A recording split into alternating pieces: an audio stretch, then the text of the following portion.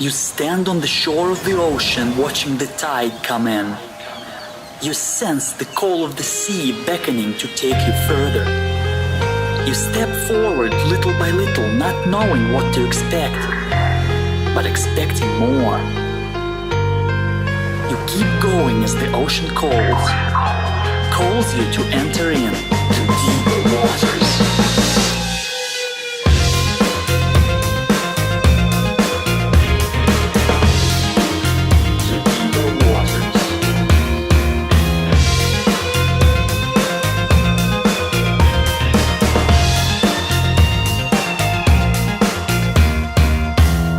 Hello everyone and welcome to the Deeper Waters podcast. I am Nick Peters, your host, seeking to bring you the very best in Christian scholarship and apologetics. And in January, we look at pro-life apologetics and such, and our guest is going to covering that some today, along with a whole lot of other areas. This is a lady I have been wanting to get on the show for quite some time, and I'm really excited we finally got that chance here. And I've read through her book, and I gotta say, it's a book I've loved and I've hated. I've loved it because it's got so many awesome insights in it and such. I hate it because I've seen there reading something.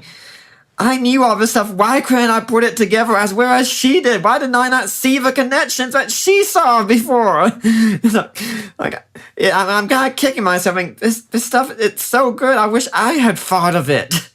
But we are talking about a book, Love Thy Body, which... No, it's actually not a fitness guru talking today, and we're not discussing what's the best diet regimen for you to follow. We're talking about something completely different. And the author of that book is Nancy Pearcy. She's the author of the newly released Love Thy Body, Answering Hard Questions About Life and Sexuality. She is professor and scholar in residence at Houston Baptist University and editor-at-large of the Pearcy Report. Her earlier books include The Soul of Science, Saving Leonardo, Finding Truth, and 2 ECPA Gold Medallion Award winners, Total Truth, and co-authored with Harold Fickett and Chuck Colson, How Now Shall We Live. Hailed in The Economist as America's preeminent evangelical Protestant female intellectual, Pearcy has spoken at universities such as Princeton, Stanford, USC, and Dartmouth. So, Dr. Pearcy, welcome to the Deeper Waters podcast. Thank you so much for having me. I appreciate it. Thank you for coming on. If my audience doesn't know who you are, can you tell us a little bit about how you got to be doing what you're doing? Well, people do sometimes ask me, how did you get interested in things like apologetics and Christian worldview? And the answer is, that's how I became a Christian. It was central to my own conversion. I grew up in a Christian home. It was a Scandinavian Lutheran home, which means that we were Lutheran mostly because we were Scandinavian. There didn't seem to be a lot of personal reality in terms of the Christianity that we experienced. And when I was in high school, I started having questions. Going to a public high school, all my textbooks are written from a secular position. All my my teachers seemed to be secular people. And I started wondering, how do we know that Christianity is true? And that's all I was asking. How do we know that it's true? And I was not able to get any answers from my parents or my pastors. Or I spoke to a Christian university professor. And I thought he might be able to give me a better answer. I said, why are you a Christian? And he said, works for me. And I thought, that's not a very good answer. It's not working for me anymore. I had a chance to talk to a seminary dean, and I thought, at least from him, I will get some real answers. And all he said was, "Don't worry, we all have doubts sometimes." Oh gosh! Why don't you have answers for my doubts in that case? So it was a very intentional decision then that I decided Christianity must not really have any answers, that it was a matter of intellectual honesty. That's really how I thought of it.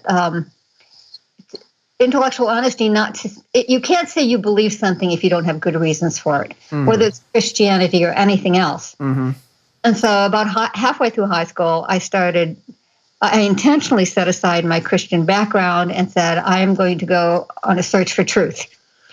And I guess it's up to me. I will have to analyze all the religions and philosophies that are out there and decide which one is true, which is, I guess, kind of a big job for a 16-year-old. Mm-hmm. But I literally started walking down the hallway to the library in the public high school I attended and pulling books off the philosophy shelf because I thought, I can't get any people to talk to me about these issues. Maybe these dead guys, maybe these philosophers have answers. After all, they're the ones who are supposed to be talking about things like, how do we know what is true? Chesterton's Democracy of the Dead? That's right. That's what I was finding out what they voted for. But I really was struggling with, because I had been a Christian and I knew what it meant to have a sense of purpose in life and so on. I really felt the lack. I understood very well what I was missing then, that I did not have a sense of what is the meaning of life, why are we here, is there a basis for ethics, or are we just imposing our own beliefs on you? What works for me, what works for you? And I slid pretty rapidly into skepticism and relativism and determinism and all these secular isms because I realized if there was no God, there really was not an answer to these questions. And so I spent several years as an agnostic before I ended up at L'Abri, the ministry of Francis Schaeffer in Switzerland. I was going to school in Germany at the time. We had lived there when I was a kid, so I had gone back to Germany. And that's when I heard for the first time any hint of apologetics, that there were really good reasons for being a Christian, that there was evidence, there were good arguments. And I was stunned. I was blown away. I had never heard any of this before. In fact, I was so impressed that I left. I stayed a month the first time I went to L'Abri because I was afraid that I might be drawn in for emotional reasons. It was L'Abri was very attractive. It made Christianity look very attractive because not only did it have the intellectual side, but it also, as you know, Francis Schaeffer was very much into the arts and culture, and the people there were all hippies, so they were all cool people back in the 70s. That translated as cool. So I was afraid I might be drawn in for emotional reasons, and I left. I wanted to make sure that I didn't want to become a Christian anyway. And so if I was going to do this, it had to be because I was intellectually convinced, absolutely convinced. So I went back to the States, continued reading apologetics, eventually decided I was persuaded it was true, and went back to L'Abri a year and a half later. And that's where I stayed 4 months that time, and I got really grounded in an understanding of Christian worldview. So from the very beginning of my Christian life, the very notions of apologetics and worldview have been absolutely central. I would not be here if I had not encountered Francis Schaeffer's apologetics and answered the intellectual questions that I had. Mm-hmm. I'm curious, you said at the time you did not want to be a Christian. Why not? Well, Christianity had let me down. I'd asked my questions, and there were no answers. And like I said, it's not as if the Christianity I grew up with was very attractive either. You know, it was a very Scandinavian Lutheranism with its was very dry and cold and formal. So. But I think mostly it had let me down, and I had gone on. I left it behind and had gone on to other things and had no interest in going back. I was curious if it might have been like for moral reasons or such, because of the commands of Christianity or something. It wasn't that, right? No, it wasn't. And, most people think that, right? If young people start having questions about Christianity, the first thing that people ask them is, it's just that you want to party on Friday nights, right? And it wasn't that. I was not rebellious in that sense. I was a quote unquote good girl. I got good grades at school. I was a high achiever. It had nothing to do with the morality of Christianity. And people say, nobody can be argued into the kingdom, or, it's never just an intellectual decision. Well, it was. In my case, it largely was just an intellectual conviction. Yeah, I also can't but think of something J.P. Moreland had said once, that he said that he's told his daughters that if you're ever convinced Christianity isn't true, you should stop believing in it. Exactly. And Schaefer used to do that too. One of the things I really appreciated about being at L'Abri is, unlike most Christians, there was never any pressure. In fact, Schaefer would sometimes encourage people to leave, as I did. He would encourage people to leave because he did not want them to sense any pressure. He wanted them, if they were not convinced, he would say, "Go away and think about it." And I think most Christians are too scared to do that. They're too scared to leave that up to the Holy Spirit and to the sheer power of truth. But it's the same thing. I would say the same thing to my children that J.P. Moreland says. If it's not true, don't believe it. In fact, We're free thinkers. Yeah. As Christians, we need to claim that label. We are the free thinkers. Yep. In fact, I think Francis Schaeffer thought that with advice of his own daughter when she started having doubts. He said, okay, go out there, look and see, and ask all the questions you want. Exactly. And I think that's the stance that Christians really should take. We should not be afraid of young people looking at other worldviews. Look, I taught an apologetics class once for a homeschooling group.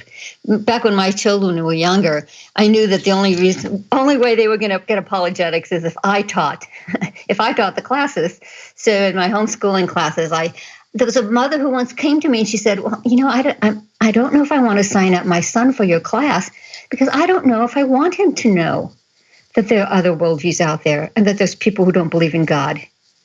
And I thought, that's the opposite. You do want them to know. You want them to hear it from you first, so that at the very least, you've gotten rid of that sense of novelty. So young people are often drawn into the novelty of something my mother never taught me.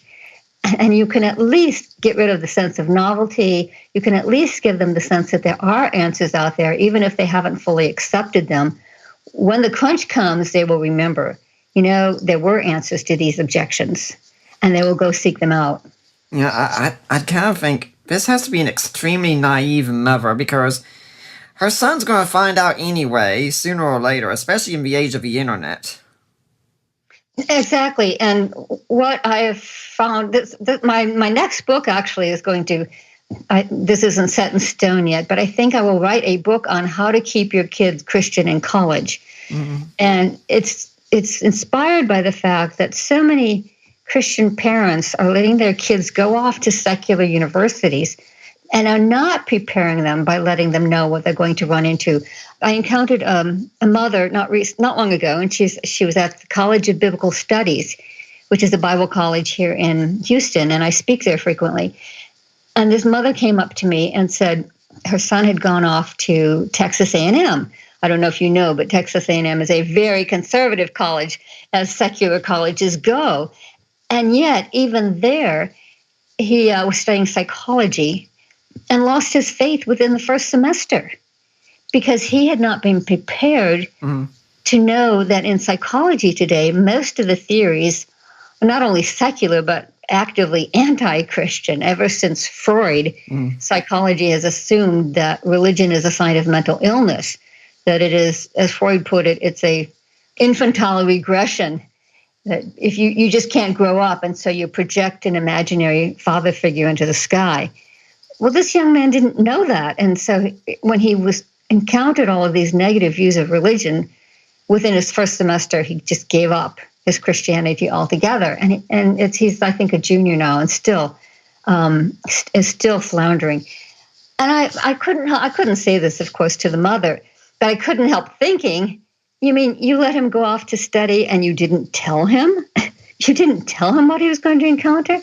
At least if young people are forewarned and forearmed, they won't be totally blown away by hearing these views for the first time when they go to college. Honestly, I'm thinking at this day and age, you might want to call your book How to Keep Your Christians Christian High School, right? Things are going.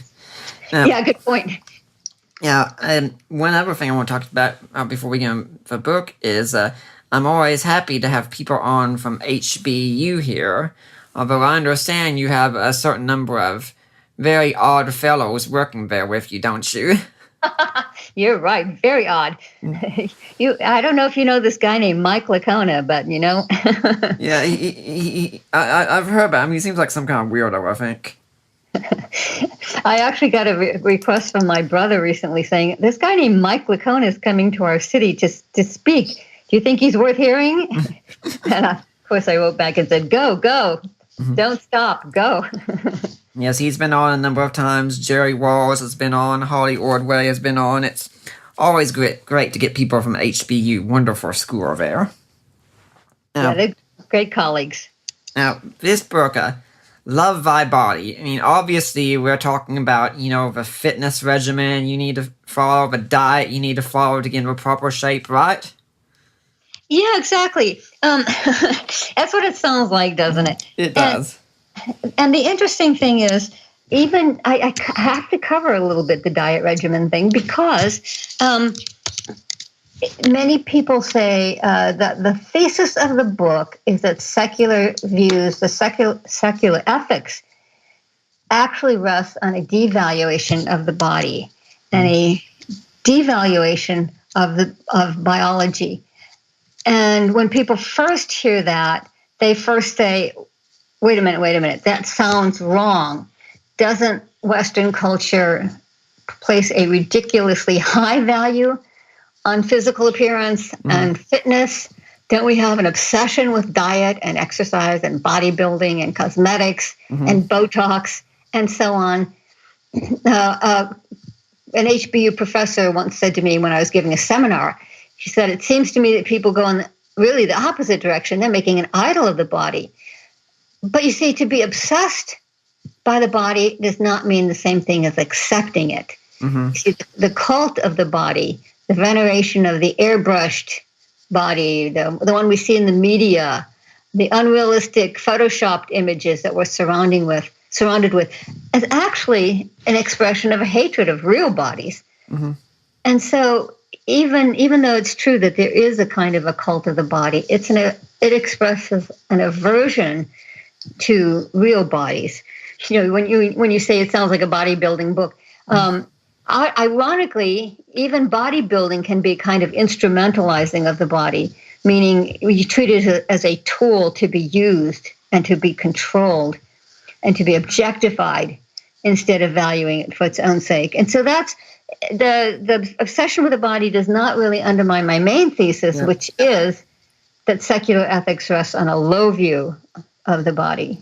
Yeah, I'm reminded about several years ago, and this kind of thinking comes from Peter Crayford originally. I was browsing through Facebook and I saw one of my friends make a post about how in our culture we just think about sex way too much. It's just all we think about. And I responded, no, you got it wrong. We think about it way too little. We do it, we dream about it, we write TV shows about it, we do everything except think about it. Yeah, except think about it. That's a good point. Yeah, I have a whole chapter in Love Thy Body on the hookup culture. And I make that same point. I say people tend to think that sexual hedonism puts too much emphasis on the body and sex. But in reality, it gives sex too little importance because what it's doing is it's saying the body can be disconnected from the whole person and has no higher meaning or value. It is just bodies connecting. In fact, I quote a young man who was interviewed in Rolling Stone magazine, and he said, sex is just one piece of body touching another piece of body. It is existentially meaningless. And that's why in the hookup culture, the rules of the game are no love, no relationship, no commitment, as though the body can be simply used as an object for pleasure with no higher meaning. And so if you press it back far enough, the hookup culture is really resting on a materialistic view of the human being as a physical organism driven by sheer physical drives with no higher purpose. And so no wonder it's leaving a trail of wounded people. They're trying to live out a worldview that does not fit who they really are. in my book, Love Thy Body, I quote a researcher. Her name is Donna Freitas, and she wrote a book called The End of Sex, where she interviewed hundreds of college students. And it was fascinating because, on the one hand, they would immediately proclaim that, yes, they love the hookup culture, it's liberating, and it's fun.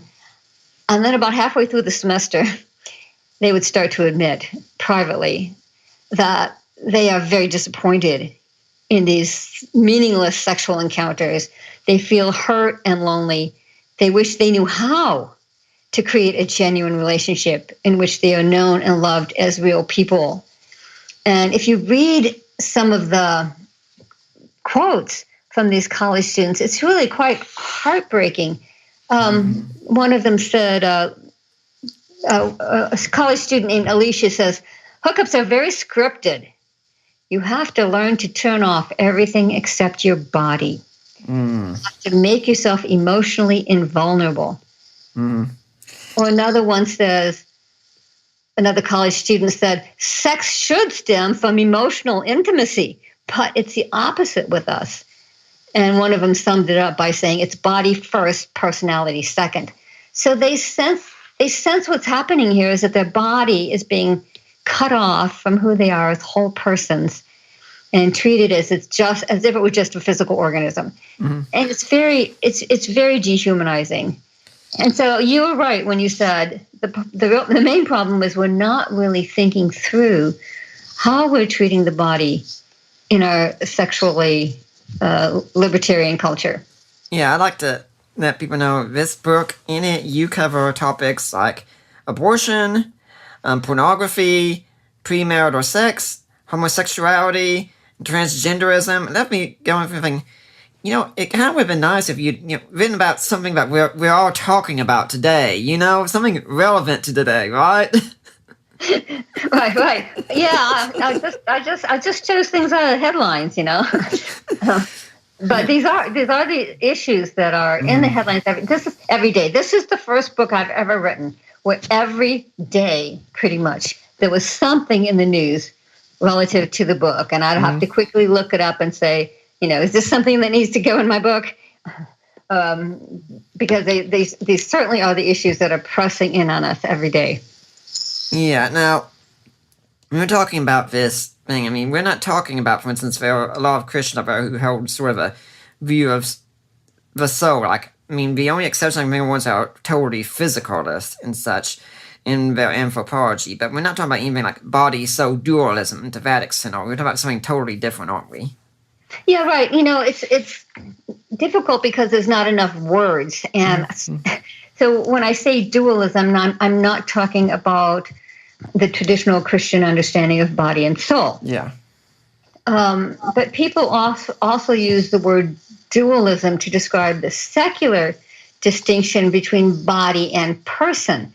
And that's quite different.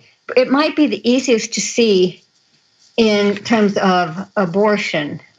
Many bioethicists today will say that, yes, the fetus is human from conception. The data from genetics and DNA is now just too strong.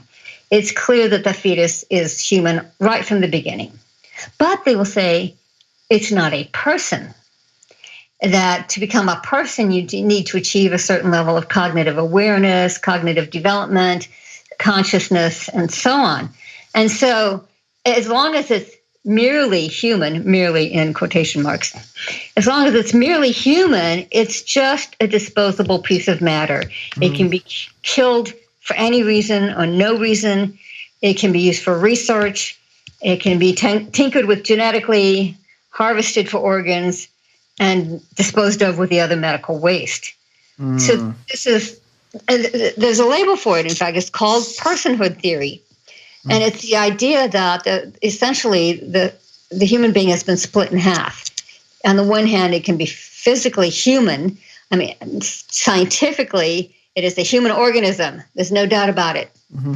But at some point, it becomes a person. And at that point, it acquires value. At that point, it acquires moral standing. At that point, we protect it legally. Now, the interesting thing, of course, is that there's no scientific basis for this view. Yeah. Theory is not based on any scientific findings, because think about it. The change from a piece of matter with no rights to a person with inviolable rights is a momentous change. Mm-hmm. And yet, scientifically speaking, there's no transformative point that we can detect objectively. Mm-hmm. So the definition of personhood is completely subjective, arbitrary, private. It's if you read the professional bioethicists, they all draw the line at a different place because it's a completely arbitrary notion. And so this is one of those cases where Christians really should be turning the tables.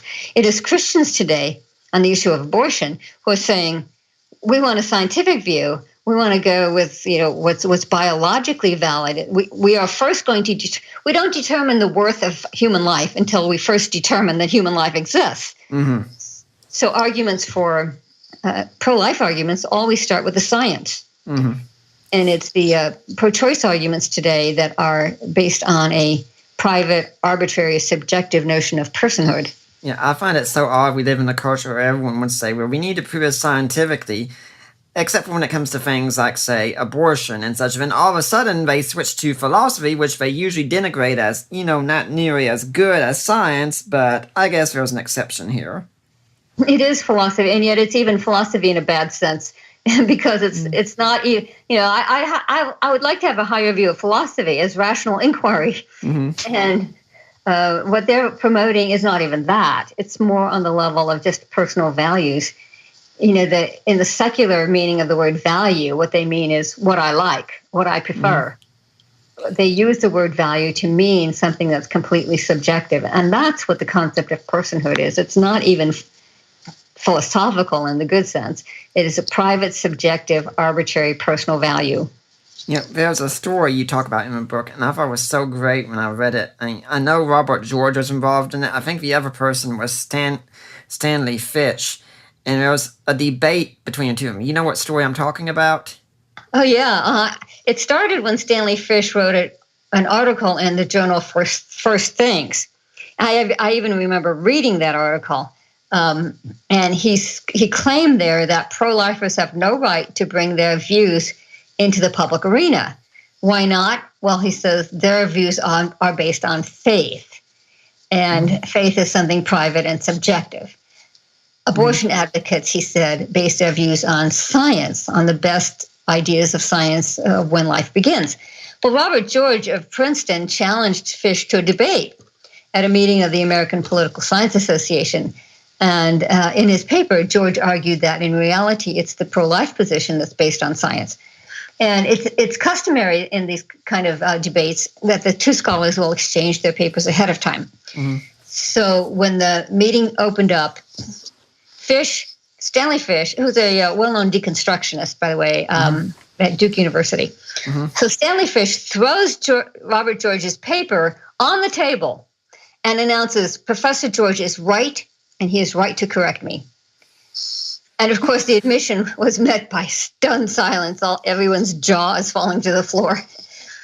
And later, to his credit, Stanley Fish explained why he made this startling turnaround.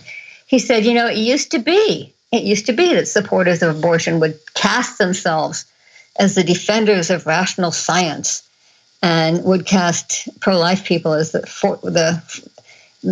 forces of ignorance and superstition. He said, but you know what? When science began pushing back the moment when life begins, they pushed it all the way back to the beginning.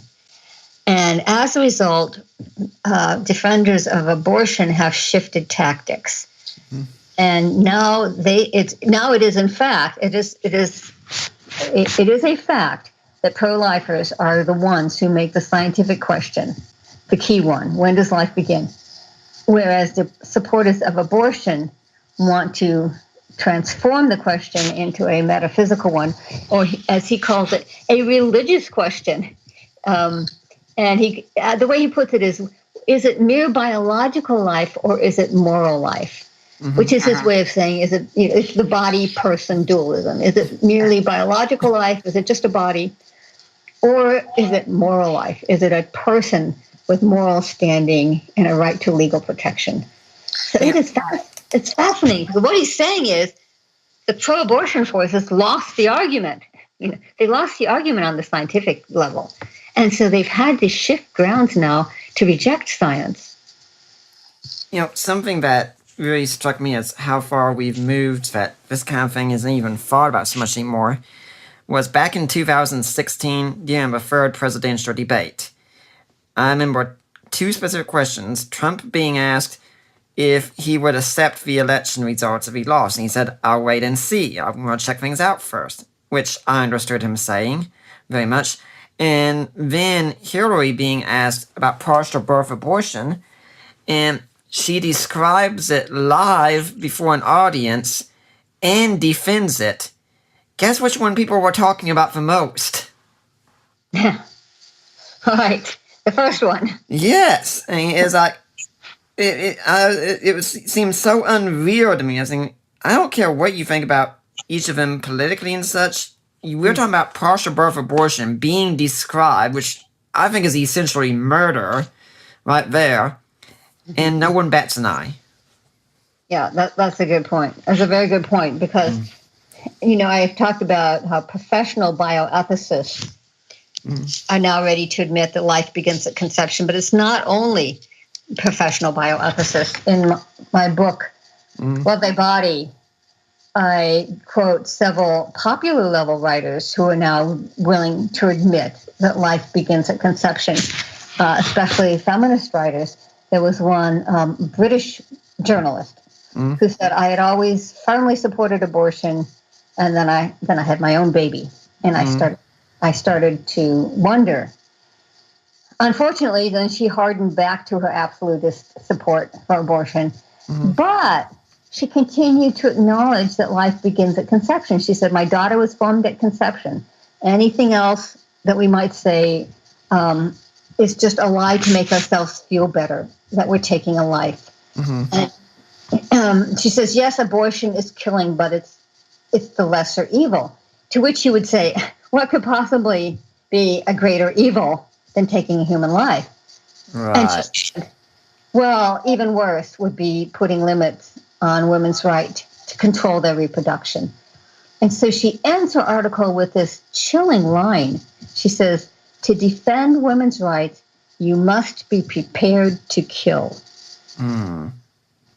So even on a popular level now, some people are starting to say, we know that life begins at conception. We know it's killing. So we simply have to harden ourselves to that reality and be prepared to kill. Yeah, it kind of leaves you not knowing what to say at that point. Exactly.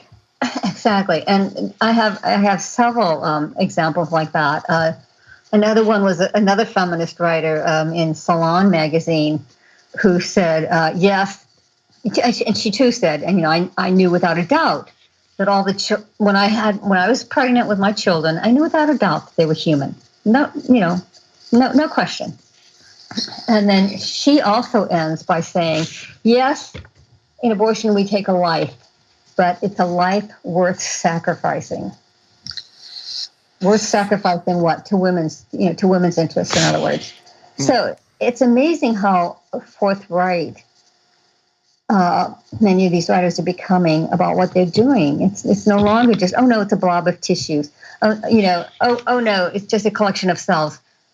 Maybe you still hear that among ordinary people, but among more prominent people, whether they're journalists or bioethicists, you now find a very forthright acknowledgement that life begins at conception, that abortion is taking that life, and that's why they have to. That's why they have to then find a resort in the body-person dualism. They'll say, well, it's a body, it's a human organism, but it's not a person. So it's a fragmented view of the human person that's being proposed as a way to get around the reality that abortion is killing. I've said before that I'm not trying to defend the people of the past and such, but in the past, you look at the Canaanite culture and such, they sacrificed their children. But, you could at least ask, even if it was, they were usually doing it for something like, say, the good of a harvest or something like that. We sacrifice our children, and it's at the altar of convenience, which I think we're worse than they were. That's a comparative thing that's hard to that would be hard to say. If you talk to women who've had abortions, this is one of the things that changed. It changed. I changed my book as I was writing it because I did several reading groups on the manuscript of this book because these are such sensitive issues. Mm-hmm. I had undergraduate reading groups. I had honors college reading groups at HBU. I had high school reading groups. I had graduate student reading groups. I had a group, an apologetics group. William Lane Craig has local apologetics group called Rational Faith Groups. Mm-hmm. I had multiple groups. And the chapter on abortion I thought was going to be relatively easy because today most millennials are pro-life. The majority of millennials are pro-life. We are actually winning the debate with millennials. When we stop focusing only on politics, it's important politics are important, changing the law is important, but when we put just as much effort into education, I think we have better results, and we see it today. And the numbers are very clear that millennials are now more pro-life. So when I wrote the chapter in Love Thy Body on abortion, I felt like, my audience is going to be pretty much with me on this. And then in my reading groups, there were a number of women who'd had abortions. Mm-hmm. And I had to change the whole tone of the chapter mm-hmm. because I realized that a lot of these women were caught in difficult circumstances. Many of them were not Christian at the time. Some of them were Christian at the time. One of my students was raped by an ex-boyfriend on a Christian college campus in her dorm room. Mm. She was raped by an ex-boyfriend who was angry. By the way, that breaking up or right after a breakup is when a woman is most vulnerable to sexual assault, to physical or sexual assault, it turns out, because the guy's angry and he's getting back at her. Mm-hmm. So and her first thought was, my family's going to be shunned at our church. That was her first thought, was my family's going to be shamed and shunned at my church. And she signed up for the next available date to get an abortion and did it, within 2 weeks. Mm. And she was pro-life. She was pro-life at the time. She was pro-life when she was in my reading group. And she was that scared of what other Christians would think about her and about her family. So I began to have a greater sense of the pressure that women are under. Did you know that roughly half of women who get abortions think abortion is wrong? No. That was one of the interesting statistics I found when I was writing Love Thy Body. Roughly half say that they think abortion is wrong. Mm. And so they feel pressure to go against their own moral convictions. That's a lot of pressure. So I rewrote the chapter to talk more about how the church can help these women sense that they have the support they need, that they're not going to be shamed and shunned like this young woman felt, or feared at least, so that we are the first ones. The church, the Christian church, should be on the front lines of welcoming young women who've been assaulted, certainly when it's a product of sexual assault, but women who've been pressured into sexual relationships, maybe sometimes they didn't even want, are being pressured into abortions that they don't want. The church should be on the front lines of making them feel that the church is a place where they can come and be welcomed and supported. Yeah, I do have to say, one of the things that is good about your book also is it's very pastoral when it needs to be. And that's a product of having talked to a lot of people. Yeah. And you're right, it has lots of personal stories. Mm-hmm. And I think that changes the tone of it, because an awful lot of the books I read in researching for Love Thy Body, many of them they were either moral philosophy, which is rather cold and dry, or they were exegetical, which is what does the Bible say, and that's good. But they didn't have a whole lot in terms of real people and their stories and their experiences. And the other side of it is I really tried to explain what the secular view was, because our young people are they're absorbing secular worldviews, often without knowing it. And so helping people to recognize the secular arguments and the secular view of the body, the secular view of life, of sexuality, homosexuality, and so on. Helping people to recognize that, oh, I'm being influenced by these views and I didn't even know it. That's what I want people to help people to see, that we can't fight this by just saying, but this is what the Bible teaches, but this is what the Bible teaches. No, we have to help people to see, here are the secular views that are sort of worming their way into your mind that you may not have known. And here's how you can answer those secular views. I also think it's interesting, so many feminists defend abortion, and I think abortion is one of the most anti-woman things that can do, because two ways I can think of right off is that with abortion, a woman goes against her motherly instincts entirely, killing deliberately a child in a womb. And second, women not wanting to be used as men and by men and treated as sexual objects, abortion enables them to be treated that way. Yeah, I don't think people realize that. Historically, it's always been the case that a culture that accepts abortion is a culture that does not treat women with respect, does not treat their biological ability to gestate and bear children as a wonderful capacity, something to be protected and cherished. Instead, it treats women's capacity to bear children as a liability, a disadvantage, a disability, something that should be suppressed with toxic chemicals and deadly devices. So even when I was still an agnostic, I sensed that this was very demeaning to women, that this is very disrespectful to women's natural biological capacities. Now, let's move on to another topic that's related to this as well, because there's so much to cover in the book here. Now, you know, I'm sure very well that I got married 7.5 years ago. Now, my dad was working somewhere with a crowd that was kind of raunchy and such. And he was proud that I was keeping my virginity, that I was staying pure until marriage. And he said, oh, no, he's lying to you. He's doing things on the side. He's not telling you. He says, nope, the kids don't lie to me. He's really doing this. And my wife was the same way. I mean, we didn't do anything until our wedding night. But the sad thing is, we're more and more the exception, aren't we? Yes. One of the things that I put right at the front of Love Thy Body was some of the statistics on how even Christians are being drawn into living together before marriage, premarital sex, pornography, even pastors. This was rather troubling. Christian men watch pornography at roughly the same rate as men who do not claim to be Christian, and including pastors, or cohabitation.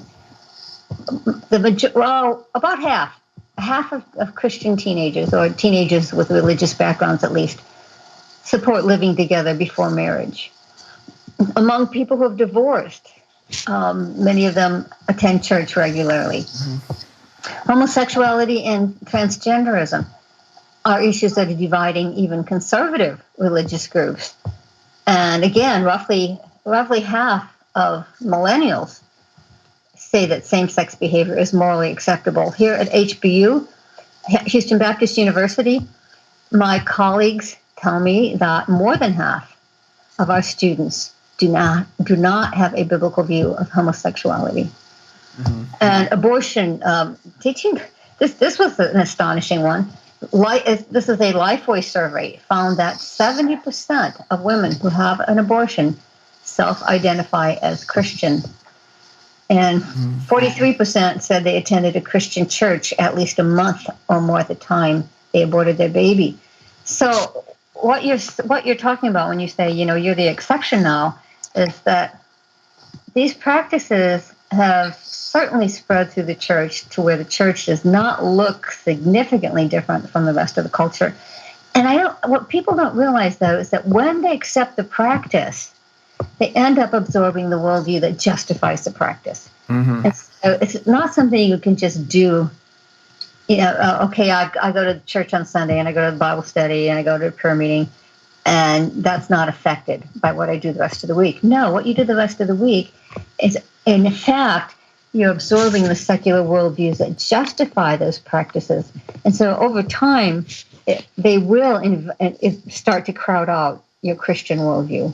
A couple of months or so ago, Ellie and I were visiting some people at our church in a small group meeting, and I got to talk to the daughter of one of the parents, or a pair of the parents there, and she was telling me about this guy that she was dating, and I'm presuming now, based on her, they were living together and such. And she said, well, I'm probably not going to get married anytime soon. I said, well, why is that? She says, well, he says he wants to travel first. And I'm thinking, warning flag going up right now. I said, you know what I hear when I hear something? I hear that you are not the top priority. He wants to go and have his fun, and then when he's done with that, then he'll come back and marry you. You're not a priority, at least not the top one. And we have this long talk about sexuality with our parents right there, making sure everything was going okay and such.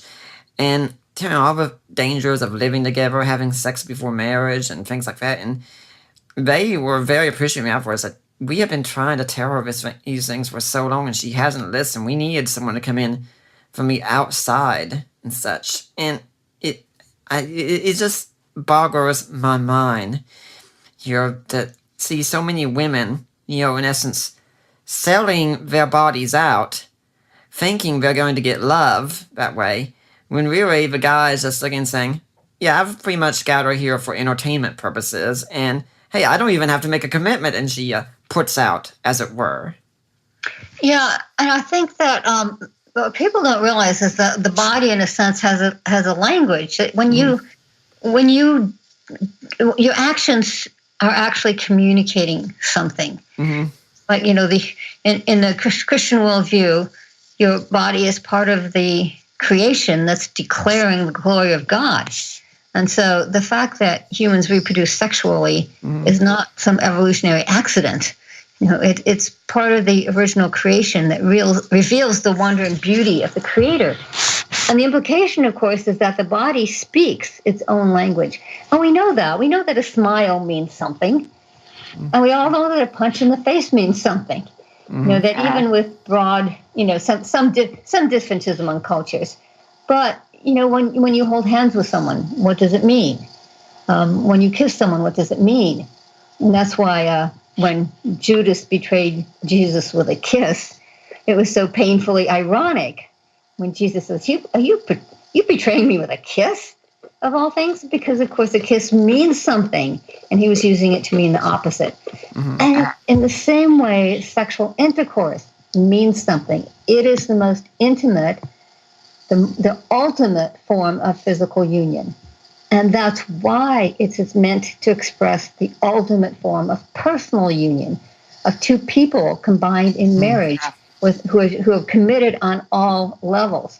We have phrases that mean having sex is the most that you can do sexually and physically. It's going all the way. It's getting to home plate. It's sealing the deal. And so that's why it belongs only in a relationship where you're going all the way on all other levels as well. When you commit to another person legally, economically, socially, spiritually. My students often ask, isn't it enough just to be in love? And of course, the answer is, even being in love falls short of committing your entire self and your entire future to another person. So biblical morality is just asking us to be consistent in what we say with our bodies and what we say with the rest of our lives, to tell the truth with our bodies. We can lie with our bodies. You can hug someone when you don't really like them. You can betray someone with a kiss, like Judas did. You can hold hands with somebody when you don't really feel affection or friendship with it. You can lie with your body.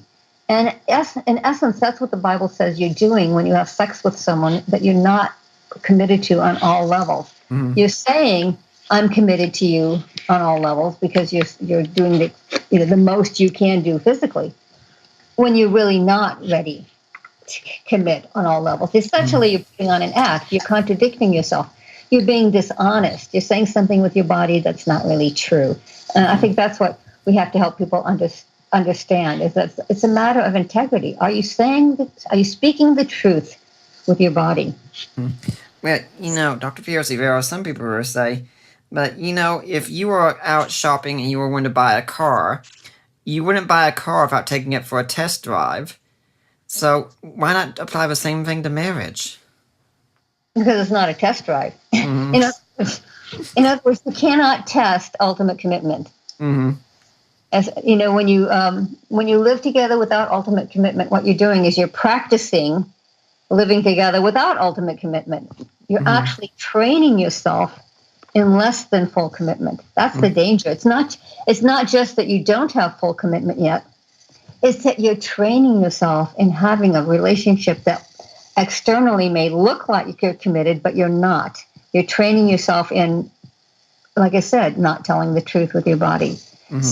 Actually, you are training yourself for failure, to put it bluntly. You're training yourself for a failed relationship because you're training yourself in how to have an external facade of a life together when the internal reality is not really there.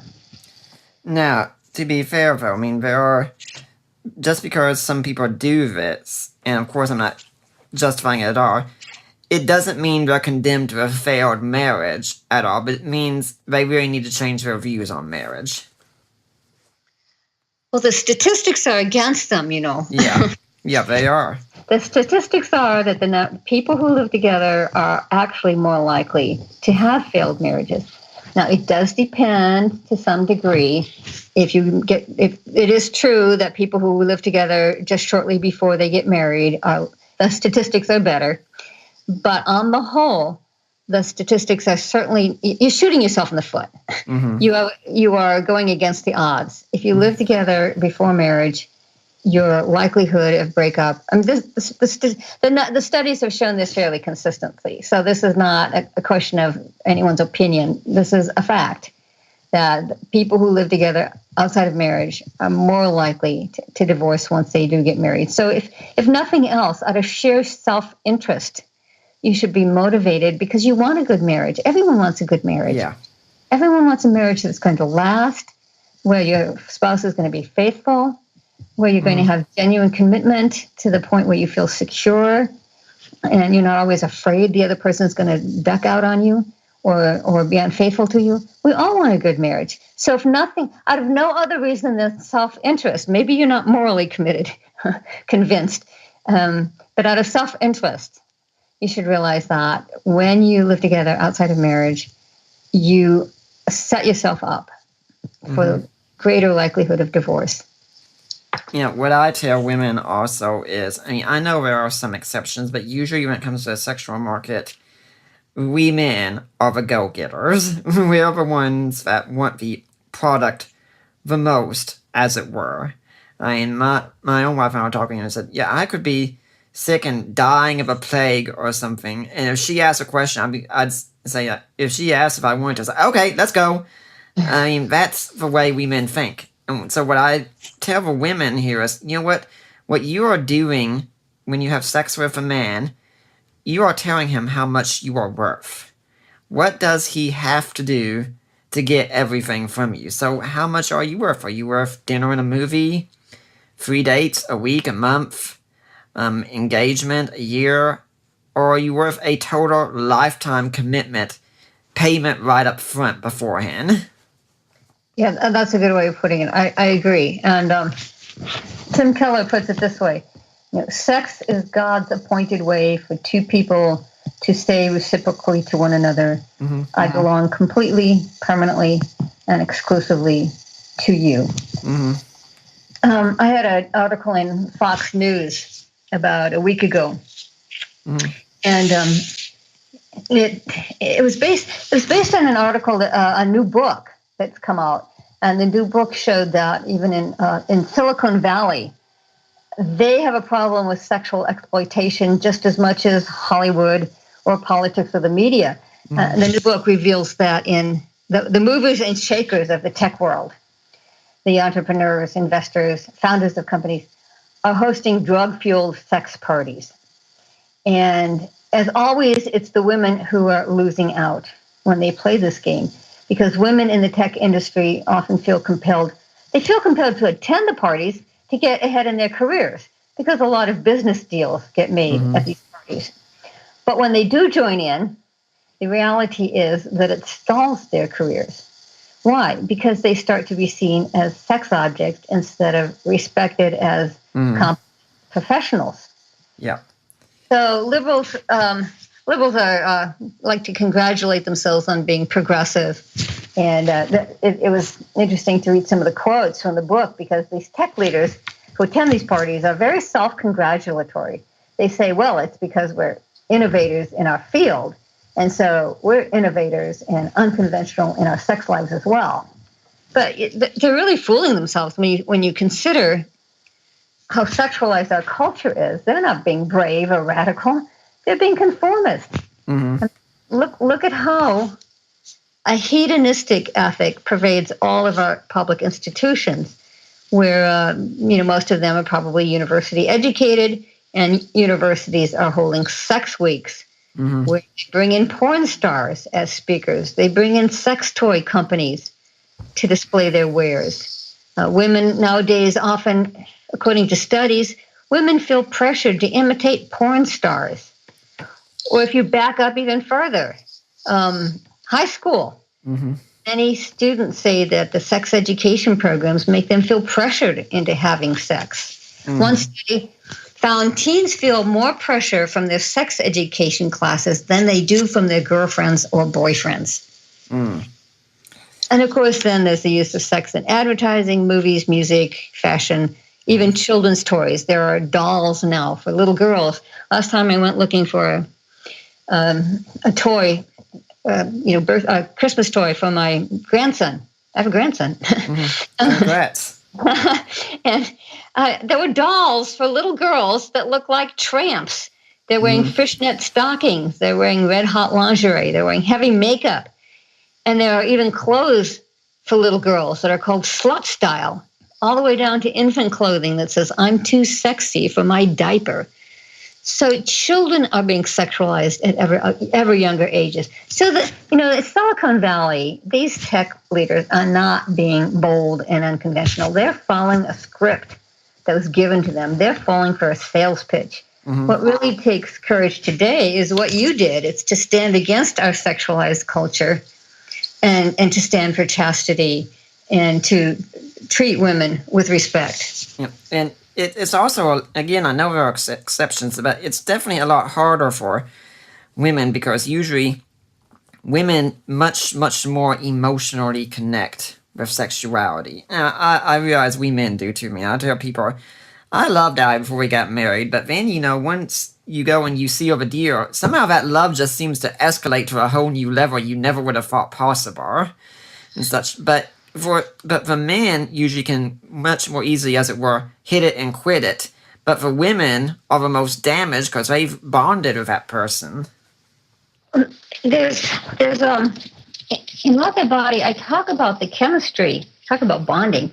There's the chemistry that changes when we have sex. In other words, scientists had discovered the role of hormones in things like childbirth, oxytocin, for example, in childbirth. And it's a chemical that's released when a mother nurses her baby.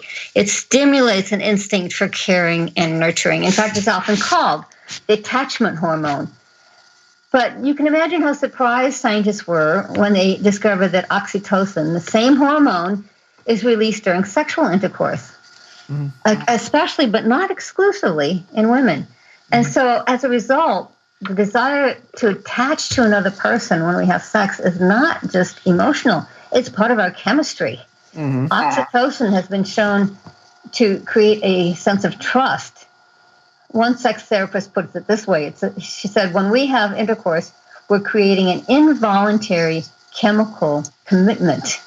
So The upshot is you may think you are having a no strings attached hookup, but in reality, you're creating a chemical bond, whether you mean to or not.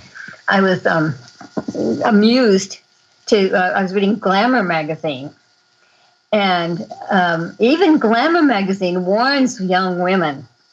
It said, because of your hormones, we often get prematurely attached. So even if you're intending to have casual sex, biology may trump your intentions. Mm-hmm. I thought that was a great way of giving modern language to what Paul said when he said in 1 Corinthians, he says, when whoever sins sexually sins against their own body, because sex does involve our bodies down to the level of our biochemistry. Mm-hmm. And of course, the same is true for men, although the main neurochemical there is vasopressin. It's structurally similar to oxytocin and has a similar effect. In fact, it has been dubbed the monogamy molecule because scientists think it stimulates bonding with a woman and with their offspring. Mm-hmm. So there's a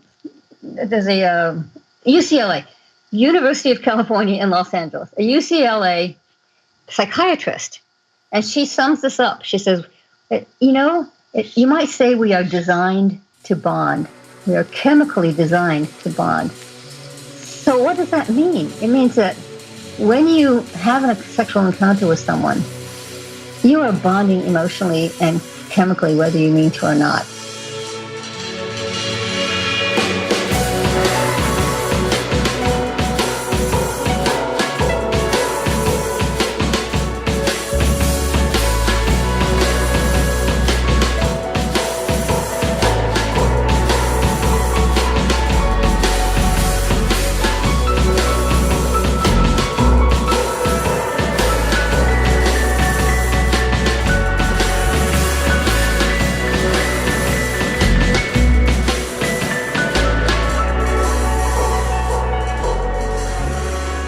I'd like to remind everyone at this point, you're listening to the Deeper Waters podcast. We got Nancy Pearcy as our guest, talking about her book, Love Thy Body.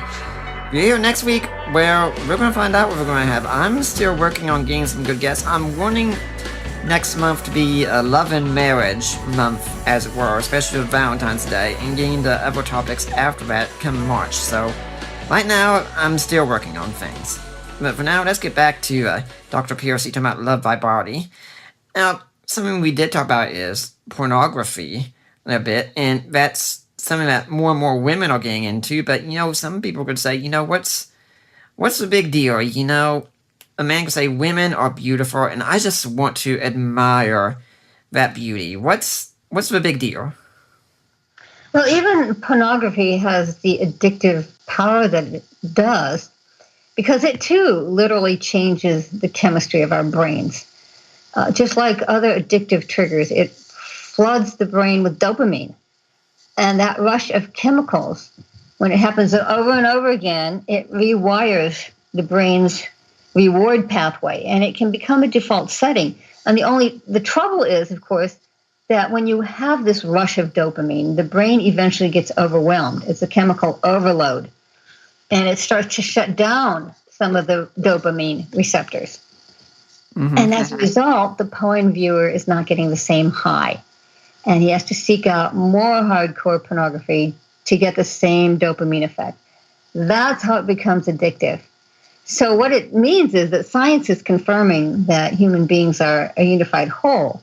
The idea that you can relate just to someone on a body level, which is what porn is trying to do, right? You're looking at images without any concern for who that woman is, who she is as a person. You're looking just at the body. Mm-hmm. But that body person divide just it's not true to who we are. The very fact that pornography is so addictive is another sign that we are whole people, that we are bodies, we are chemistry, and that affects our emotions, that affects who we are as persons. We are unified beings. And we cannot just say, well, it's okay. It's no big deal because I'm just associating with these images, on a physical level. No, your whole being is being affected. I have to say, it's very relieving to me that when it comes to Allie and I, that when I'm seeing her, she's not being compared to other images I've seen in the past because they're not really there. That I'm looking at her and her only, and I'm saying more, Allie, you are more and more my definition of what beauty is. And that's something sacred because too many women now, they're thinking they have to compete with porn. And then they have to compete with fake images. That's the irony of it. Of course, there's so much of it is fake. Pornography is itself fake, and the photoshopped images that surround us are fake. And again, we're back to treating people as if they were just bodies, and it's a cause of a lot of the young women in particular, because image is more important for women than it is for men, and it's certainly a cause of a lot of the bulimia and what's the other one? Anorexia and bulimia that young women are so prone to today, is because the body is being emphasized way beyond the value of the person. And I appreciate what you're saying too, is that we don't have alternative images in our mind. Yeah. If we're not looking at pornography. I think one of the saddest thing I've ever heard is when I heard the statistics on how many women feel like now they're being pressured into imitating what men have seen on porn. There was a study done, and it was on the website Fight the New Drug. There's an organization called Fight the New Drug, and it's geared towards young people, because according to a Barna research, young people don't think porn is any big deal. They think porn is less of a ethical problem than not recycling. And I thought, how in the world did they get their values so turned around? And Fight the New Drug is an organization specifically directed at young people. And notice they call it the drug because of the addictive power it has. But they had an article that I quote in my book, Love Thy Body, in which they say young women are increasingly being asked by young men to imitate what they've seen on porn. And they're increasingly being taught that their only purpose is to fulfill men's sexual fantasies. They're simply there to gratify men's desires. And the pressure that's being put on young women because of porn is just very tragic. And it has an effect on the men as well, because Jeff Myers, in his book, I can't remember the title, but it's his latest book on worldviews. We're going to try and interview him on it. It's about ideas about God, the secret war battle on ideas about God, I think. And he talks about how he had heard from some young men that there are men in their 20s and such who are having to take Viagra now. And they have to take that because porn has damaged them so much, a real woman can't turn them on anymore. That's exactly right. That's one of the things that people need to recognize, is that when you do decide it's time to get married, you do decide you want a committed, long-term relationship, your experience with porn is going to undermine your best intentions. People who, and by the way, it's not just porn these days. The next step, people say, is robotic sex dolls. Yeah.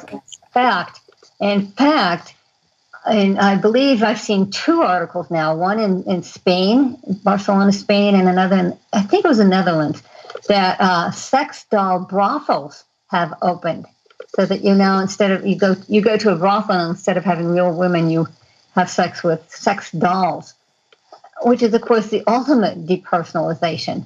Basically, when philosophically, a materialist philosophy has been teaching people they're merely complex mechanisms, then the logical outcome is the substitution of machines for real people.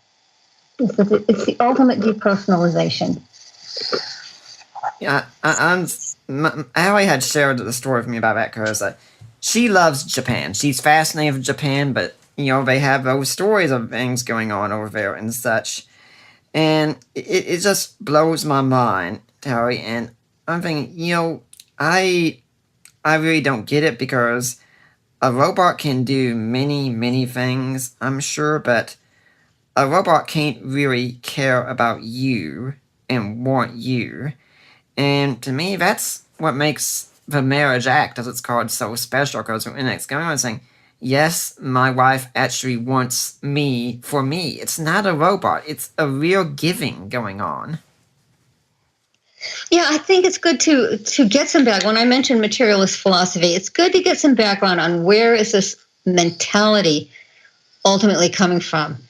And the secular ethic actually has a very low view of the body, because it's saying that the body is just a collection of cells and tissues and organs without any higher meaning. So ultimately it goes back to seeing nature as a cosmic accident. If nature is a cosmic accident, it's a product of blind material forces. It has no higher purpose or meaning. So of course the human body is going to share in that. It's no different from any other chance configuration of matter. And so what's the implication? The implication is our bodies convey no moral message. They give no clue to identity. They have no inherent purpose that we're obligated to respect. We're the ones who decide what's right or wrong. So morality is reduced to subjective choice. You probably know there's an outspoken lesbian feminist named Camille Paglia. I know about her. Yeah, you know her. I figured you would. But it's fascinating. She has an article where she defends homosexuality. She's a lesbian. Yeah. And here's how she defends it. She says, look, nature has made us male and female. No doubt about it. We are sexually reproducing species. So nature has made us heterosexual. But, she says, why not defy nature? As she puts it, why not defy nature's tyranny? And then here's the money quote. She says, fate, not God, has given us this flesh. We have absolute claim to our bodies and may do with them as we see fit. So if our bodies are the product of blind material forces, then we can do with them whatever we want. There is no morality that is more suitable to who we are than any other morality. So and this is why a Christian ethic always does respect our bodies and biology. And that's whether we're addressing abortion, like the scientific facts about when life begins, as we talked about earlier, or sexuality, the facts about sexual differentiation, reproduction, the oxytocin that's released in sexual activity. So a Christian ethic is always treating human beings as a psychophysical unity, that the body is important to our overall identity. The body has its own value, its own moral message, its own moral dignity. And so we never treat people as, quote unquote, just bodies. Whether in porn and sexuality or even in abortion, it's never just a body. It's always a whole person. And so as a result, the Christian ethic is always emphasizing the value and dignity of the whole person. Since I've gotten married, one of the things I try to do is regularly go through Christian marriage books and such. Because to me, one of the greatest compliments I can be given, and people who listen to journalists, is, you really love your wife, don't you? You're such a great husband to me. My former roommate, who was my best man, got me for my birthday last year a t-shirt that says, I love my wife. And I love wearing that thing out in public. It's such a joy. And one books I got, it was one with For Lovers Only by a pastor and his wife. And it sums up something that I think Christians can say about sex. I've been tempted to use it some, doing a lot of debates that I haven't. He says that if an atheist ever comes to you and asks you for evidence that God exists, you just answer with one word, sex. Let him think about it some. And if he comes back a day or so later and he's not convinced, he's told you a lot more about his sex life than anything else. That's a good point. I like that. And the irony is, Christians have actually faced this kind of a situation before. The Christians grew up in the Greco-Roman culture, the early church, where there were virtually no moral limits on sexuality. for men at least. Yeah. That the most common form of infidelity was having sex with your slaves, and both male and female slaves, and both adults and minors. They were all fair game. And if you had a slave, you had absolute control over their whole body and everything that they did. It was also common for men to visit brothels and prostitutes. It was common for men to have sex with other men. There was no sense that sex with other men was any worse than any different than sex with women. So the Christian church grew up in an environment where sexuality was virtually unbound, totally untethered to marriage. And a culture also where infanticide and abortion were widely practiced and widely accepted. And why was it? Again, interestingly enough, it came out of a low view of the body. The prevailing worldviews back then were philosophies like Platonism and Gnosticism, which treated the material world as a place of death, decay, and destruction, and therefore the body was not highly valued. In fact, the body was called a prison house of the body. Yep. Was a common phrase. And Gnosticism taught that there were several levels of deity, and that this material world was created by the lowest level deity, who was actually an evil god, because no self-respecting god would get his hands dirty mucking about with matter.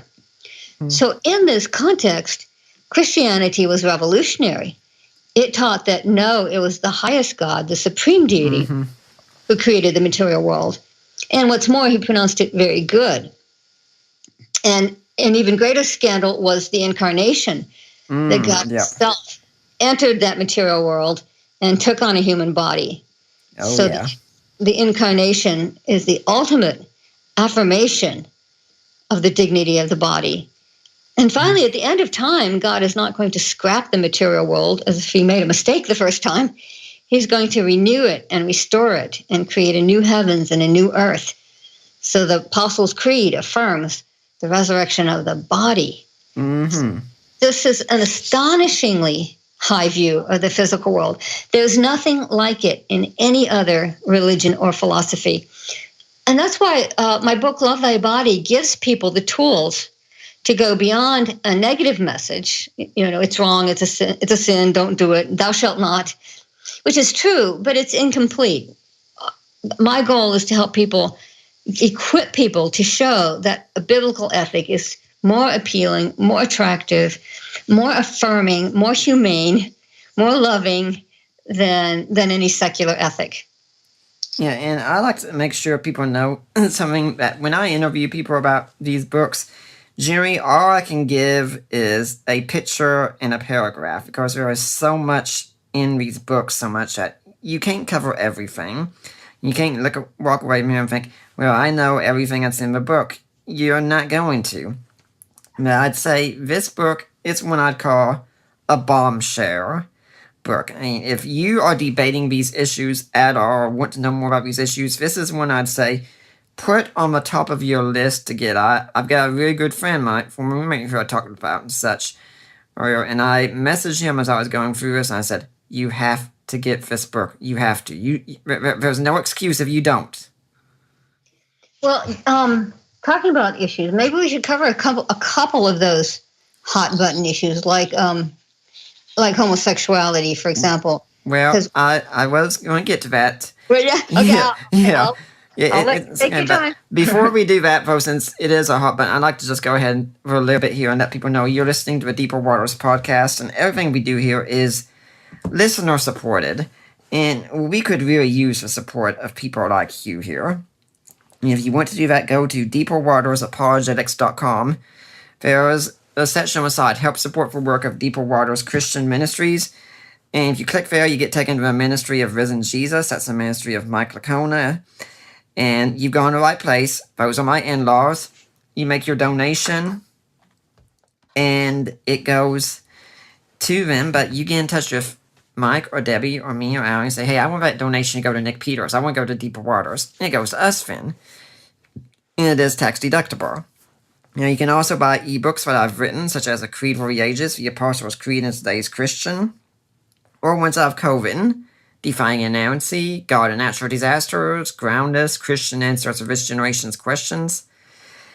And guys, Valentine's Day is coming up here. And now, I'm not sure if you know this, or I'm sure Dr. Pearcy can explain it very well. Women tend to like jewelry. They love to get the jewelry. And we have a jewelry store here. And especially if you're planning on popping the question on Valentine's Day, you are going to need some jewelry. So why not purchase some jewelry through our jewelry store? And whatever you purchase, 25% of it goes to help deeper waters. A whole 25%. And guys, you know my saying to you.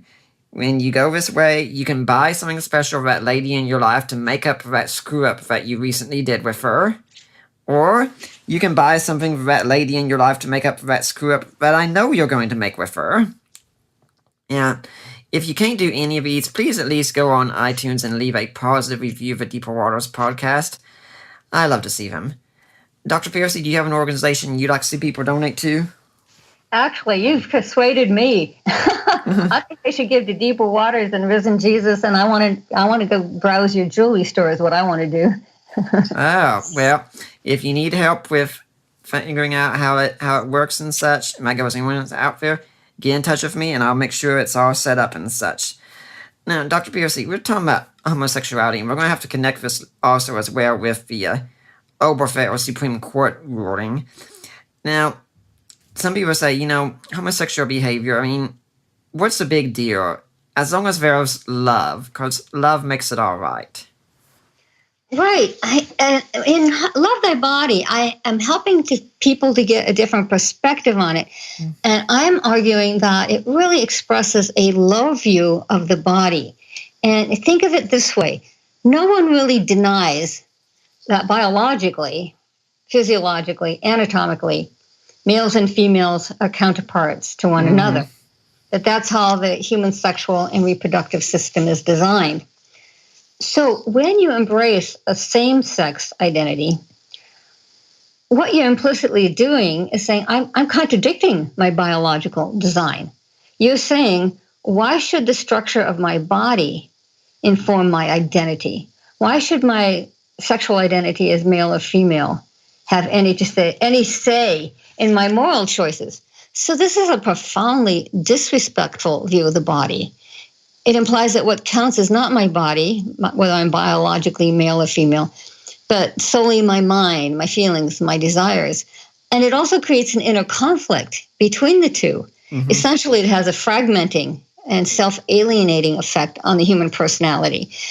If you read queer theorists, you've heard of queer theory. Yeah. Right? Queer theorists themselves talk about it as a mismatch between your biological sex and your sexual desire. So really, those of us who are defending a biblical view of sexuality are not just relying on a few scattered Bible verses, as critics often say. What we're saying is that the universe was created by a loving God for his purposes. The technical term there is a teleological worldview. Teleology just means it has a purpose. And so the biblical ethic is saying you are meant to take your identity from your body. You are meant to have your biological identity as male or female inform your identity and inform your moral choices so that there's a harmony, there's an integrity, there's a coherence between your body and your mind, between your biological identity and your psychological identity. So the biblical ethic actually heals that inner conflict and leads to a holistic integration of human personality. So this, again, it helps us get away from just having a negative image of don't do it, a negative message of don't do it, and have a positive message that says we have a higher view of the body. We have a higher view of the body-person integration, and we have a healing message for people who are struggling with issues of same-sex attraction. Yeah, I did see something someone put out recently that said, you can't be a gay Christian. So that depends on what's meant. If it means you can't be a Christian in living a practicing active homosexual lifestyle, yes, I agree. But if it means you can't be a Christian and struggle with those desires and such, then I don't agree. Yeah, one of my favorite stories, I have lots of personal stories in Love Thy Body. And one of my favorite one is the one that starts off the chapter on homosexuality. It's a story of a young man named Sean Doherty, who was exclusively attracted to other men. And when he became a Christian, he figured his only option was to be celibate. But today he's married and has 3 kids. And so you say, what changed? He said, well, I started to decide that my feelings were not really my identity. Mm-hmm. My identity really was in my body, my biological identity as male. I mean, that's an empirically knowable fact about myself. Our feelings change. They often do, but our bodies don't change. And are, sort of the central core of our identity. He said, I accept, without ignoring my feelings, I just accepted that my identity would be based on my body. And accepting my body as a good gift from God.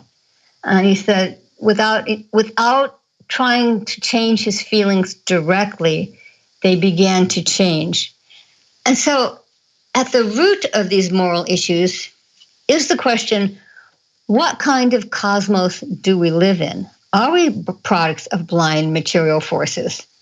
Do our bodies, which implies our bodies have no moral message, they have no purpose that we're obligated to respect, they have nothing to say about our identity? Or do we live in a cosmos created by a personal God so that our bodies reflect his loving purpose, and we do have a moral obligation to know and respect that purpose? Mm-hmm. Yeah, I'd like to use some of what you said to go into the next big topic, and then we can connect it to what the implications are of all this. And that's that this person said that the facts, and it's empirically verifiable, is they are a human male. But, once you know it, there are some people who are even questioning that these days. So I've told some friends and projects, sometimes it amazes me the things I have to defend today that I never would have dreamed I'd have to defend when I started doing apologetics. And one of the things I have to defend is that men are men and women are women. Yes, in other words, transgenderism. Yep. Right, exactly. But it's even easier to see the low view of the body in the arguments that support transgenderism, because after all, the transgender narrative is that gender has nothing to do with your biological sex, that the authentic self is strictly a matter of inner feelings, so that kids down to kindergarten are being taught that their bodies are irrelevant to their identity, that their body doesn't matter, that all that matters is your inner feelings, your sense of self. But to which you would say, why? Why would you accept such a demeaning view of the body? That is radically dehumanizing. Mm-hmm. If our bodies do not have inherent value, then a key part of our human identity is devalued. And so the transgender narrative is estranging people from their own body. Nowadays I'm on some Twitter feeds from transgender activist groups, to kind of find out what's going on. And there are transgender activists who now treat the phrase biological sex as a hate term. Mm-hmm. That's a hate term because you're throwing it up into their face that they're not living according to their biological sex. But again, if biological sex is a hate term, what are you saying about the body and biology? It is a radically dehumanizing approach to the body. Mm-hmm. I think a lot of it relies also on these kind of sort of false cultural understandings. And for instance, I think it's either sometime this month or next month. This is how ignorant I am about the matters and such. That the Super Bowl is going to be taking place. Now, at this household, there's going to be one person here who is all caught up in it, who wants to watch the game, who gets so excited, who absolutely loves football. And there's one other person who wants to turn off the radio as soon as any talk of football comes on and says, I'm sorry, but I just don't want to listen to the traps of the devil and such. And if you think it's going to be the traditional way that it usually is, you've got it absolutely wrong at our household. Because when we turn on the Super Bowl, I only I read my book and I put it down during the commercials. Allie loves to watch the game. Yeah, exactly. And I mentioned that there are a lot of personal stories in Love Thy Body, and the opening story in the chapter on transgenderism is somewhat like what you just described. It's a young man who I knew from the time he was a little boy, and I call him Brandon, which is not his real name, but from the time he was an infant. He was quiet, he was sensitive, he was relational. As a toddler, his babysitter was already saying to his mother, he's too good to be a boy.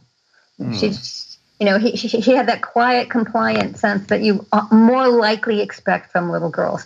When he was in preschool, when the boys roughhoused on one side of the room and the girls sat in a circle and talked, Brandon was sitting with the little girls.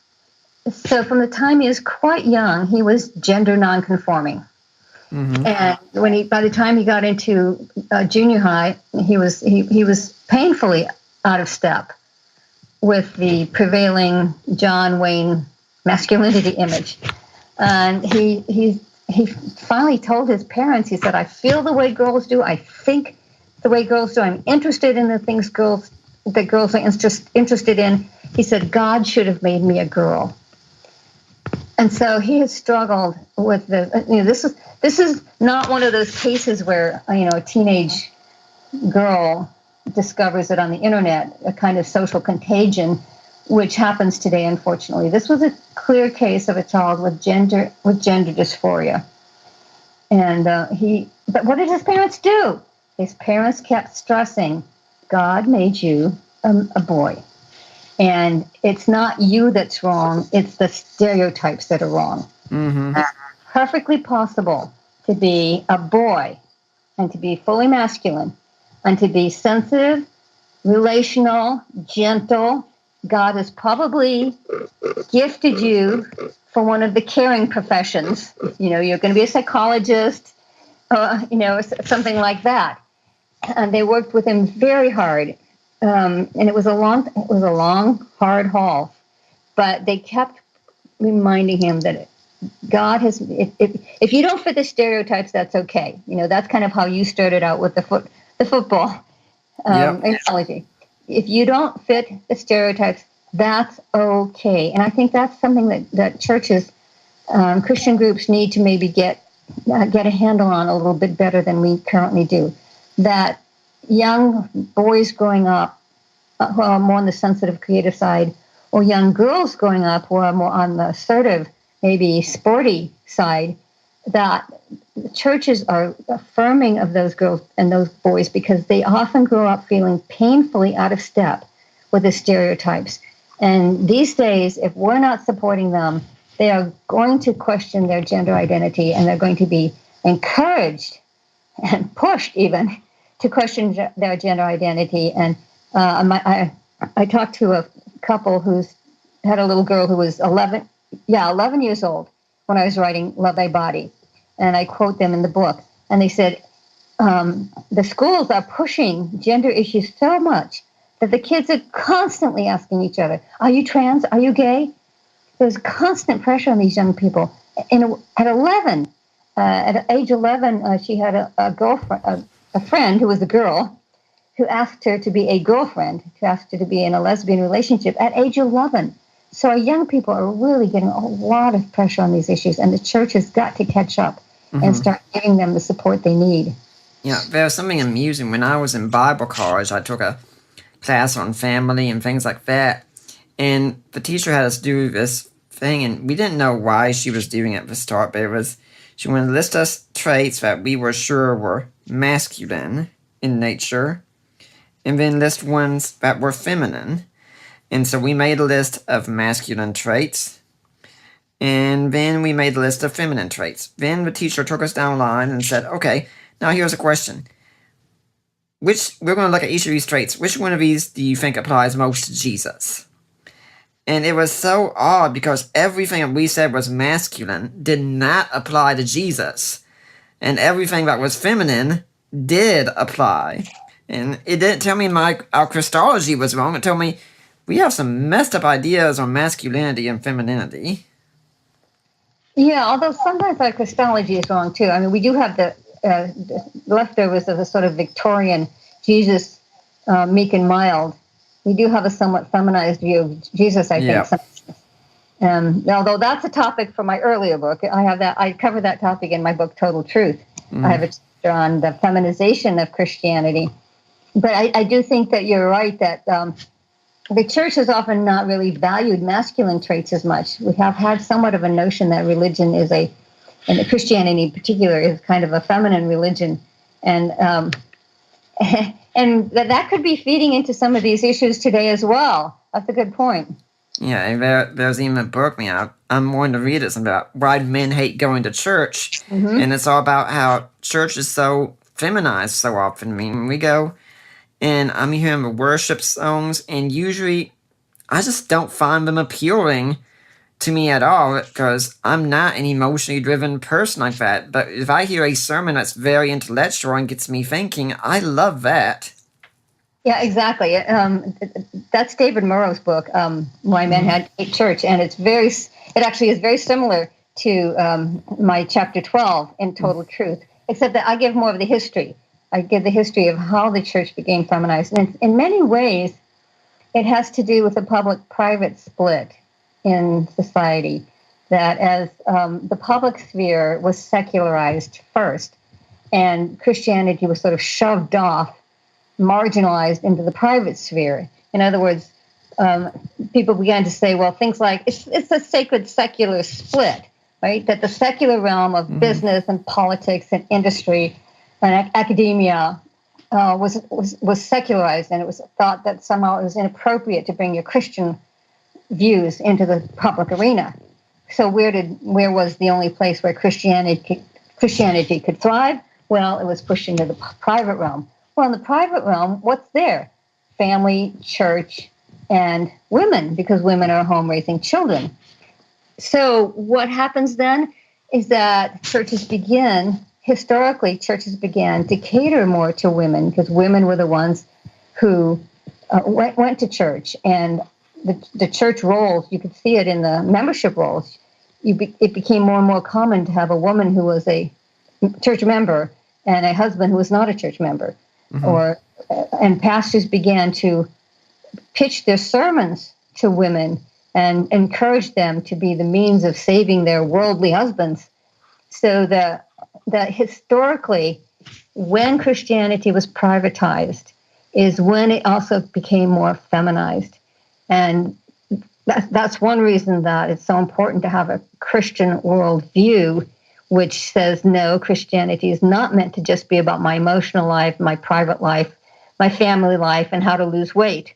So many churches now have practical things like how to lose weight. But and sort of emotional healing from divorce and so on. And nothing's wrong with that. Right. It's just it's not all about that. Right. A Christian worldview says, no, there's meant to be a Christian position on politics, on economics, on all the academic subjects, academia, and Hollywood and entertainment. There's meant to be a Christian perspective on all these areas. And that's why Christianity, the first step in having a Christian worldview is to overcome the sacred secular split that tends to lock Christianity up in the sacred realm and to deny it any impact on the secular realm.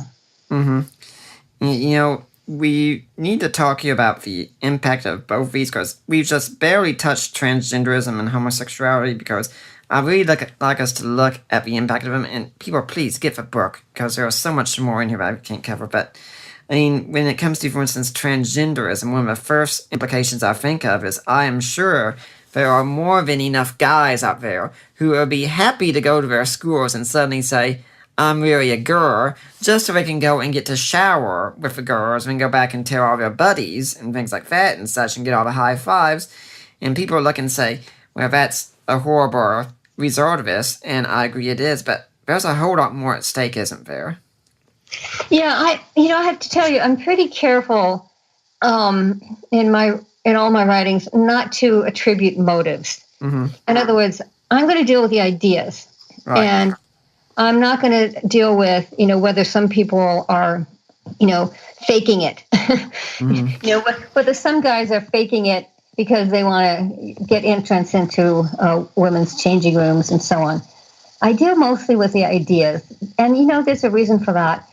And that is, I think Christians are a little too quick to jump to motives. We talked about it at the beginning of the program when you said, well, when you had objections to Christianity, was it partly because you just didn't like Christian morality, and you wanted to live, partying and drinking and sex and whatnot. I ran into that a lot when I was an agnostic. I ran into Christians who would not take my questions seriously because they all wanted to just psychoanalyze me and say, well, you have a spiritual problem, you have a moral problem. And so I'm very careful never to do that with people. I always treat their intellectual objections first. Right. Obviously, if you spend a lot of time with somebody, you may eventually get to know them and find out that they also have personal motives as well. Mm-hmm. But when I deal with transgenderism in Love Thy Body, I deal strictly with people who really honestly are struggling with gender dysphoria. And I don't deal with sort of,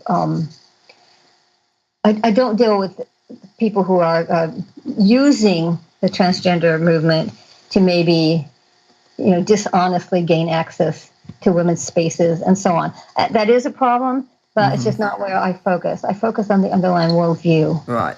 But what then is the great danger? I mean, let's use homosexuality, for example. Some people say, well, here's the results that's going to happen when homosexuals are given the right to marry. Here's a great biggie what's going to come. Homosexuals will get married. End of story. Is that it? I mean, it's not going to affect our marriage, is it? Yeah, that's a very good question. Yes, it does. And the reason it does affect everyone is that it destroys pre-political rights. And when you destroy pre-political rights, you expand the coercive power of the state. So, for example, let's take marriage. Mm-hmm. In the past, the state recognized marriage as a pre-political right. It's based on the fact that humans are a sexually reproducing species. But the only way the law can treat same-sex couples, the same as opposite-sex couples, is to deny that biology has any relevance and to declare that marriage is just an emotional commitment. And that's what the Supreme Court did in its Obergefell decision. The lawyer defending the law said, well, wait a minute, the law is based on biology. The whole point is to defend marriage because of the biological consequences of marriage, which is children. Mm-hmm. And the justices, airily dismissed that and said, no, it's just about a matter of emotional commitment. Well, the trouble is there's endless varieties of emotional commitments. Mm-hmm. So essentially what the state has done is they've claimed the authority to decide which emotional commitments qualify as marriage. Mm-hmm. So instead of marriage being a pre-political right, that means the state does not create it. The state merely recognizes it. Now the state is not recognizing it. It is creating it. It is defining which emotional commitments qualify as marriage. Mm-hmm. So marriage is no longer a pre-political right. It's something created by the state. And of course, what the state defines, what the state gives, the state can take away. Yeah. And it's such a bizarre definition because, like I said, I lived with a roommate before Allie and I got married. You could have technically called it a marriage by today's definition, even though there was no romance, no sex, nothing like that, definitely. Just two guys helping to provide for one another so we could go to school, get our degrees and things like that. It's a common living situation that many men find themselves in. And yet, by the court's definition, it could count as a marriage, couldn't it? That's right, and that's why it's arbitrary. That's important. If you take away biology, it becomes arbitrary. It becomes something the state invents out of thin air. On what grounds? On what grounds? Because your emotional commitment could have applied. A mother and a daughter is living together. Their emotional commitment could apply. I had an uncle who lived with his 2 unmarried sisters. That could have applied. How did the state decide? Well, if there's no biological base for marriage, then it becomes purely arbitrary, and the state is making things up out of thin air. And that's why I say it's a huge increase in the power of the state. And as a result, it's taking away, it's decreasing our liberties and expanding the power of the state. And if I'm remembering correctly, if you read Marx and Engels' The Communist Manifesto, one of the things they wanted to get rid of is the family. Everything would be held in common by everyone, including the wives. Oh, yeah, exactly. They understood that the family is one of the key barriers to the state having complete power. The state wants to be able to raise children from childhood, from very young childhood, so that they will become docile, manageable, and totally committed to the state. That's the ultimate goal. Well, let's take, by the way, it's the same thing with transgenderism, because there too, if you get rid of biology, notice how it increases the power of the state. In the past, it was assumed that your gender was set by your biological sex. I mean, it's just your gender followed metaphysically from whether you were biologically male or female. But the only way the law can treat a trans woman, someone born male, a trans woman the same as a biological woman, is to deny that biology has any relevance and to declare gender to be a matter of inner feelings. So, and that's why the state has become passing laws and public schools are passing policies telling us who you must call he or she. Again, you see, if you get rid of biology as the base, then the state can decide who qualifies as a man or a woman. That's a huge increase in state power. It's really terrifying if people stop and think about it. And because the family is an institution that it can live on its own regardless of the state and such. And so the state essentially has to abolish that if it's going to become sort of all-powerful. And there are so many people, I think, today that when they get rid of God, the state actually becomes God. Yeah, it's almost inevitable that whoever has the most power. If gender is a matter of will, if gender is not a matter of your biology, but a matter of will. Now, at first, that may sound very liberating because it sounds like I can choose for myself. But in fact, it's not going to stay that way. In fact, it ultimately will go to whoever has the most power, and that will be the state. So, and let's back up. Do you know where it started with? It started with abortion because it's the same pattern. That's what I want. That's what I hope listeners catch. It's the pattern. It's the logic behind it. In the past, the law recognized the right to life as a pre-political right. In other words, that's something you had just because you were a member of the human race. The law did not create it. The law merely recognized it. But the only way the state could legalize abortion was to deny that biology has any relevance and to declare that some humans, some people who are biologically human, are not persons with a right to legal protection. So you see, the state was claiming the authority to decide arbitrarily which humans qualify for the rights of personhood, the right not to be killed. You see, once again, they were essentially saying, yeah, okay, you're biologically human, but that no longer counts. Being human is no longer enough for human rights. So what can we do about this exactly? Well, I think education is really the key. And we can take hope from the change that we've seen on the abortion issue.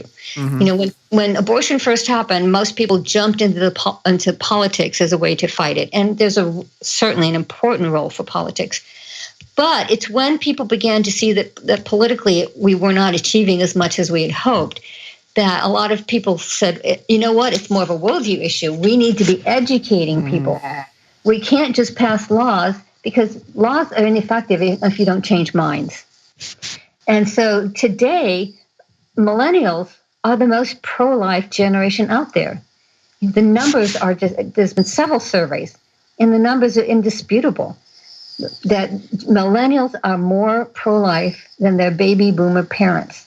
Now, I think that's really exciting. What that shows is that with education, you can, in fact, change people's minds. And I think we haven't done it yet, really. We haven't really done it on these other issues, homosexuality, transgenderism, and so on.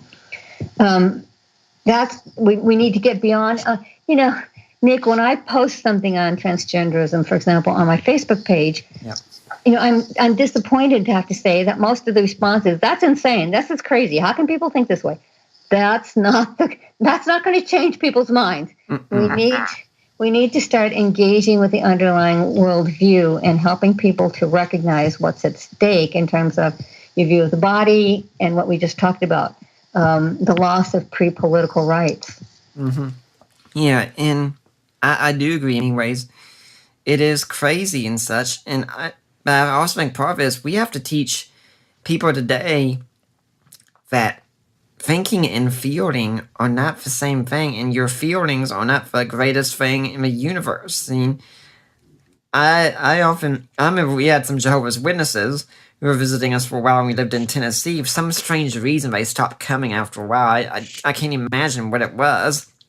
But anyway, they'd read a passage of scripture to me and say, how do you feel about this? Well, happy, maybe sad sometimes and such. Until they started realizing we can't say how you feel about us. He wants us to say, what do you think about this? Because those are two very different questions. Exactly. And that's why I write so much on Christian worldview, is I'm trying to help people recognize that if they're not thinking about these issues, the secular ideas will permeate their minds. If you don't have a critical grid in place, if you're just going by your feelings, you won't have a critical grid in place, and you will absorb these ideas. Like, for example, let's take things. Let's go back to something like transgenderism. It's very common to see people saying, "Well, we just have to love people. We just have to accept them." We need to help them realize that. Wait a minute. Aldous Huxley wrote about this in Brave New World. Do you remember he said he depicted a tyrannical world government that had gotten rid of the words mother and father. They were obscene. Well, that's what the transgender movement is trying to do. It's if you don't have gender, what people don't realize is the next step. You have to think logically, like you're saying. You have to think logically. Once you get rid of gender, you get rid of mother and father, brother, sister, son, daughter. You get rid of the family because it's all gendered terms. And in Aldous Huxley's Brave New World, that's exactly what he depicts. The world state gets rid of the language of family, first of all. When you get rid of the language of family, you get rid of the reality of family, so that the citizens no longer form their primary loyalty to the family, but to the state. And of course, that makes them easy to manipulate and control. So if you recognize, Francis Schaeffer used to say this all the time. He used to say, if you recognize first principles and what's the logical progression from certain principles? If you have a gender-free society, you basically have a sexless society. You cannot have a family. And so the transgender is not just about being kind to people who have gender dysphoria. It's about a movement to destroy the very nature of the family. And when the family is destroyed, then the state moves in, and the state controls the citizens in a way that beyond what we can imagine. Well, Dr. Pearcy, we don't have enough time to get into another question, unfortunately. Do you have a blog, a website, an email, a way people can get in touch with you if they want to find out more? Right. Yeah, I have a website, nancypearcy.com, nancypearcy.com. And by the way, that's Pearcey. There's an E in there before the Y. And also the PearcyReport.com. That's run primarily by my husband, but I'm an editor at large. But PearcyReport.com. So nancypearcy.com and PearcyReport.com. Yeah, I like to let people know the book is Love Thy Body. As of time of this recording, I'm looking on Amazon right now. The hardcover is $15.31. The Kindle is $12.99. An audio CD is $31.36. Although you can get an audio book for free with an Audible trial. People, go out and get this book, please. This is a bombshell book. You have to read it and such. Dr. Pearcy, do you have any final thoughts you'd like to leave for Deeper Waters audience? Well, I appreciate very much for having a chance to talk with you, and I've really enjoyed it. And I would just emphasize one more time, it all comes back to your worldview. What kind of cosmos do we live in? Do we live in a cosmos of blind material forces, or do we live in a worldview that's created by God? And do we accept our sexuality, our gender as a good gift from God? I love to push people back to the sort of the first principle. That's where it all starts. Well, Dr. Pearcy, thank you so much.